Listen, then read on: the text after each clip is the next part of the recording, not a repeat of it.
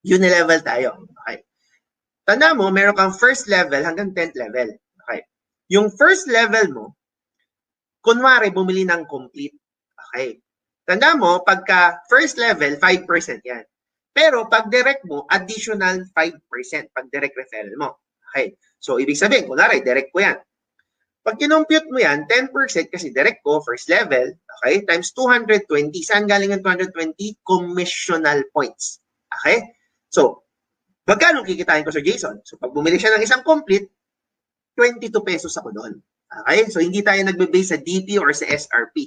Tayo ay nagbe-base sa commissional points. Okay? Ibig mo sabihin, Sir Jim, parang malit. O, teka lang. Yan ang problema. Kasi minsan, tayo mga Pinoy, lagi nag-iisip ng, ay, maliit. O, teka, look at this. Yung second level mo to 10th level mo, 5% ka doon. Maliit. Pero tignan mo. Pag yung second level mo hanggang 10th level mo, sample lang, bumili ng tag-isang complete. Okay? Ano na lang niya, ha? Personal maintenance na lang niya. Nagtitake siya to be healthy. Okay? Hindi pa siya nagpo-0.34 dyan kasi sabi natin, hindi pa naman siya silver executive. O, kung yan lahat yan, bumili ng tag-iisang complete, that is 1,022 boxes of complete. Times mo sa 5%, times mo sa 220 commissional points na tag-iisang complete, ha? O magkano kinita mo? That's 11,242 pesos kaagad.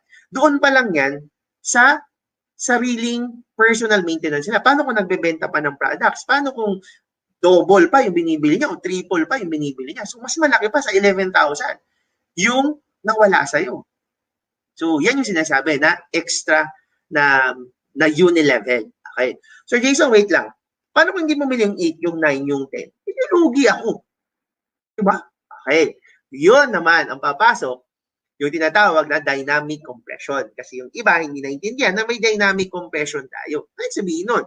Pag merong hindi bumili sa 8, sa 9, sa 10, or sa first level mo, second level mo, any levels, dito papasok with dynamic compression. Bakit? Kasi yung system natin, yung Empowered Consumer System System, siya mismo ang maghahanap kung sino bumibili sa 11, sa 12, sa 13, sa 14, sa 15, at bubuin niya pa rin yung first level mo hanggang 10th level mo. So, ibig sabihin, wala kang lugi.